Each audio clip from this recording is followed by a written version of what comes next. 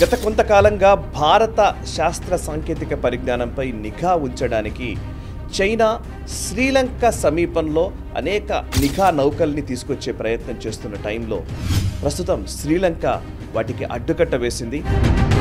China ఇక మీదట రాకూడదు ఈ నిఘా నౌకలతో అని ప్రకటించింది. దీని వెనకాల ఉన్నది ఎవరు?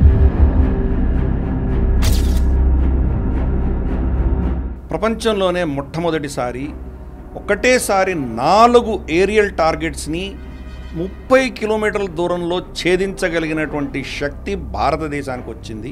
ఆ అస్త్రం పేరేంటి, దాని వెనకాల ఉన్నటువంటి శ్రమ ఏంటి, దీనివల్ల ప్రపంచంలో ఎంతమంది దీన్ని కొనుక్కునే ప్రయత్నం చేస్తున్నారు? చైనా ఒకవైపు పీకల్లోతు ఆర్థిక కష్టాల్లో కూరుకుపోతోంది.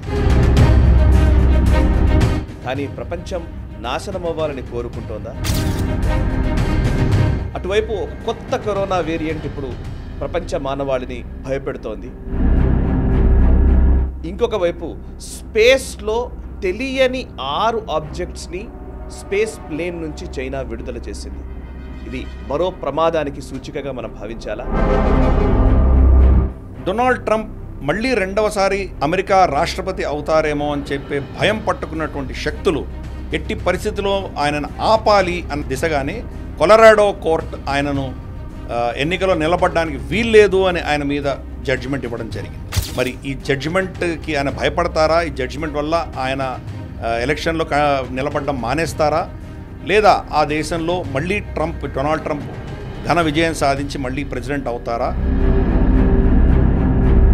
ఇదిలా ఉంటే మరోవైపు అమెరికాలో యుఎస్ కాంగ్రెస్ మొట్టమొదటిసారి హిందూ కాకస్ పేరిట ఒక రకంగా చెప్పాలంటే హిందువులకి కూడా ప్రాధాన్యత ఉంది అని యుఎస్ కాంగ్రెస్ నిర్ధారిస్తున్నట్టుగా తెలుస్తోంది. దీన్ని ఎలా అర్థం చేసుకోవాలి సార్?